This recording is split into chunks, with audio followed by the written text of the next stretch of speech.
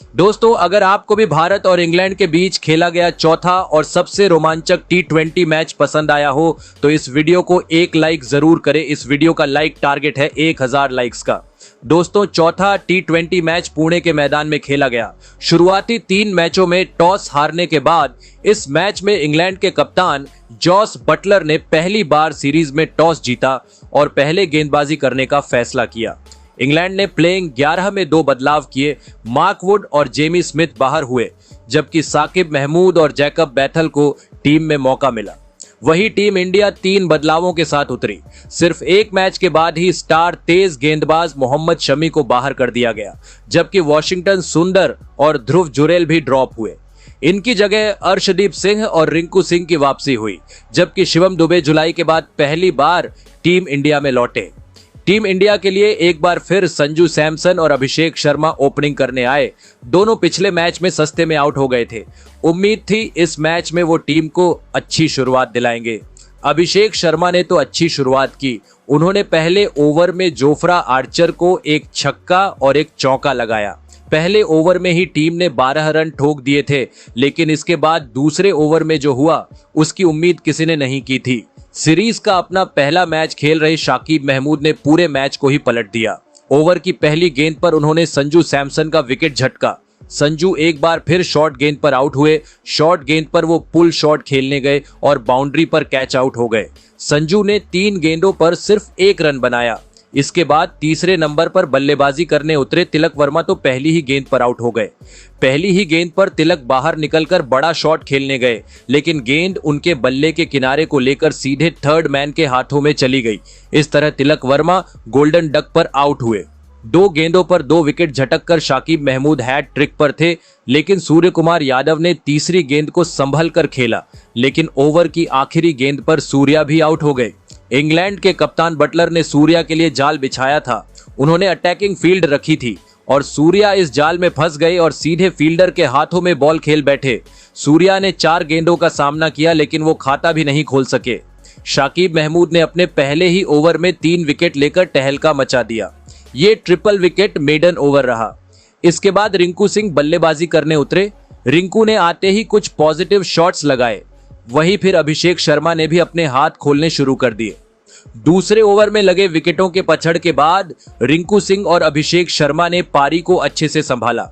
दोनों ने कुछ बेहतरीन शॉट्स लगाए। खास करके रिंकू सिंह बेहतरीन लय में दिख रहे थे। हर एक ओवर में वो चौके और छक्के लगा रहे थे।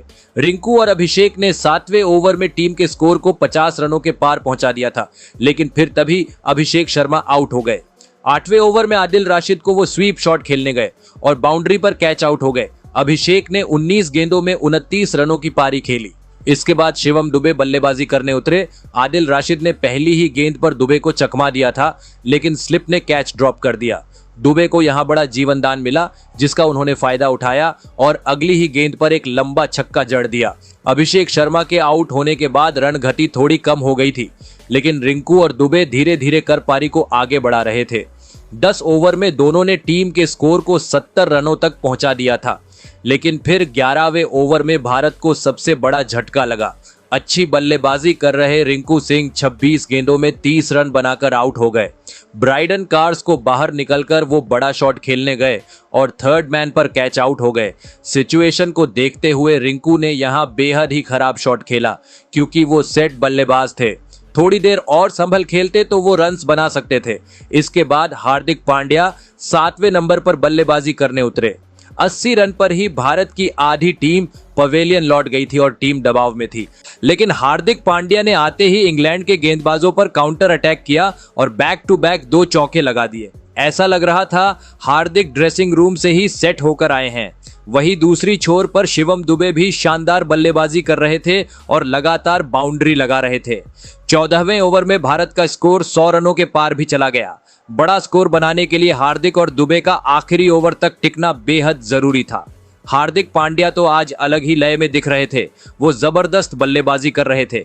16वां ओवर में उन्होंने शाकिब महमूद को 2 जबरदस्त छक्के जड़े। इसी के साथ हार्दिक और दुबे के बीच 50 रनों की पार्टनरशिप भी पूरी हो गई। 17वें ओवर में तो हार्दिक और दुबे ने आर्चर को धो दिया। इस ओवर में 2 चौके और 1 छक्के के साथ 16 रन आए। इसके बाद हार्दिक ने एक नो लुक छक्का जड़कर सिर्फ 27 गेंदों में अपनी हाफ सेंचुरी पूरी कर ली। अंडर प्रेशर हार्दिक पांड्या ने कमाल की बल्लेबाजी की। इसी के साथ टीम इंडिया के 150 रन भी पूरे हो गए। वही इसके बाद शिवम दुबे ने भी अपने हाथ खोलने शुरू कर दिए और कुछ बाउंड्रीज बटोरे। हार्दिक और दुबे जबरदस्त बल्लेबाजी कर रहे थे। इंग्लैंड के गेंदबाजों को समझ नहीं आ रहा था इन्हें कैसे रोके, लेकिन फिर जेमी ओवरटन ने खतरनाक बल्लेबाजी कर रहे हार्दिक पांड्या का विकेट झटक लिया। हार्दिक ने 30 गेंदों का सामना करते हुए ताबड़तोड़ 53 रन बनाए। इस पारी में उन्होंने 4 चौके और 4 छक्के लगाए। पूरे स्टेडियम ने स्टैंडिंग ओवेशन देकर इस पारी को सम्मान दिया। हार्दिक ने यह पारी खेलकर पूरे मैच को पलट दिया। इसके बाद अक्षर पटेल बल्लेबाजी करने उतरे। हार्दिक के आउट होने के बाद भी शिवम दुबे ने अपनी ताबड़तोड़ बल्लेबाजी जारी रखी और 19वें ओवर में बैक टू बैक 2 चौके लगाकर सिर्फ 31 गेंदों में अपनी हाफ सेंचुरी पूरी की। पहली ही गेंद पर इंग्लैंड ने शिवम दुबे का कैच ड्रॉप किया था, जो उन्हें काफी भारी पड़ी, लेकिन आखिरी ओवर में अक्षर पटेल बड़ा शॉट खेलने के चक्कर में कैच आउट हो गए। उन्होंने सिर्फ 5 रन बनाए। इसके बाद अर्शदीप सिंह बल्लेबाजी करने आए, लेकिन शिवम दुबे को स्ट्राइक देने के चक्कर में वो रन आउट हो गए और अपना खाता भी नहीं खोल सके। हालांकि इसके बाद जेमी ओवरटन ने शानदार गेंदबाजी की और आखिरी ओवर में सिर्फ 3 रन दिए। आखिरी गेंद पर 2 रन लेने के चक्कर में शिवम दुबे रन आउट हो गए। दुबे ने 33 गेंदों में 52 रनों की पारी खेली, जिसमें 7 चौके और 2 छक्के शामिल थे। इस तरह भारत ने पहले बल्लेबाजी करते हुए 20 ओवर में 9 विकेट खोकर 181 रनों का बड़ा स्कोर खड़ा किया। भारत ने सिर्फ 79 के स्कोर पर ही 5 विकेट गंवा दिए थे, लेकिन इसके बाद दुबे और हार्दिक ने कमाल की बल्लेबाजी की। वही इंग्लैंड के लिए शाकिब महमूद ने सबसे ज्यादा 3 विकेट झटके।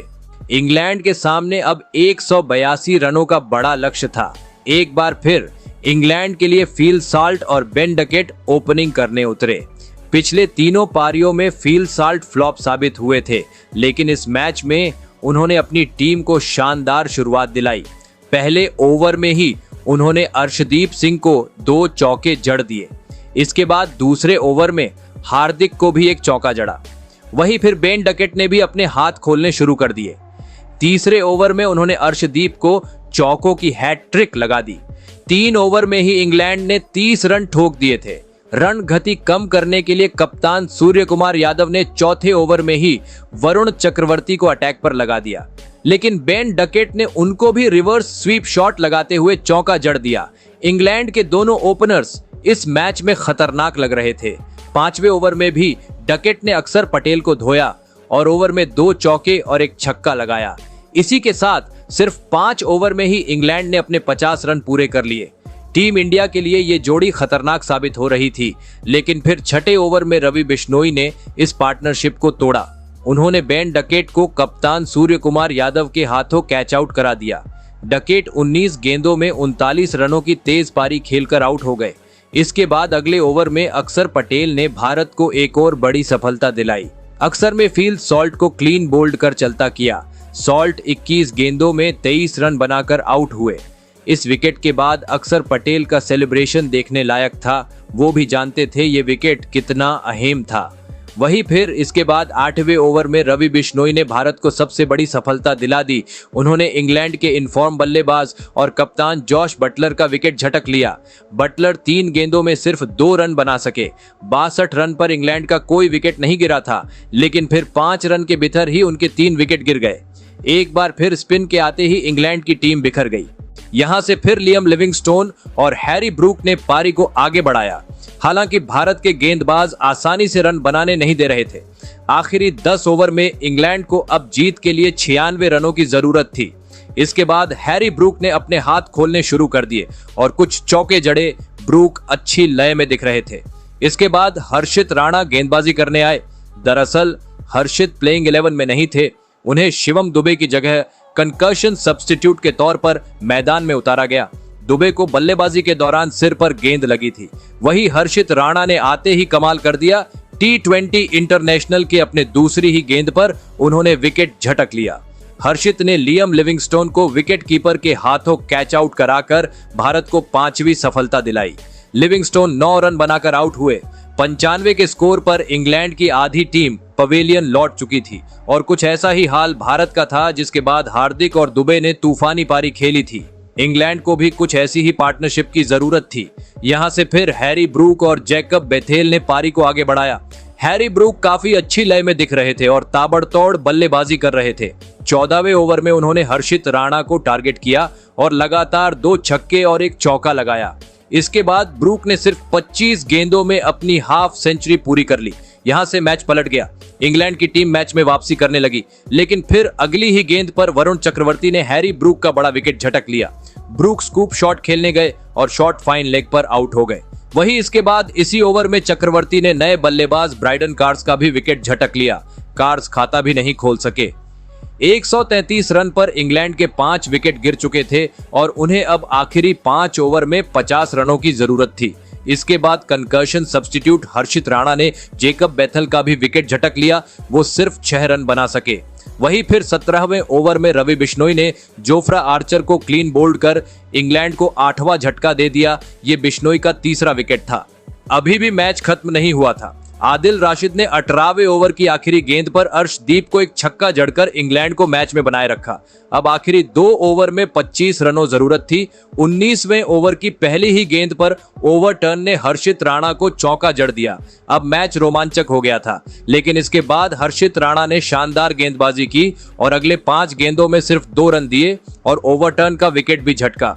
अब आखिरी ओवर में 19 रनों की जरूरत थी और इस ओवर में अर्शदीप ने सिर्फ 3 रन दिए और इंग्लैंड का आखिरी विकेट भी झटक कर उन्हें 166 रनों पर ऑल आउट कर दिया। इस तरह भारत ने इस मैच को 15 रनों से जीत लिया और सीरीज को भी 3-1 से अपने नाम कर लिया।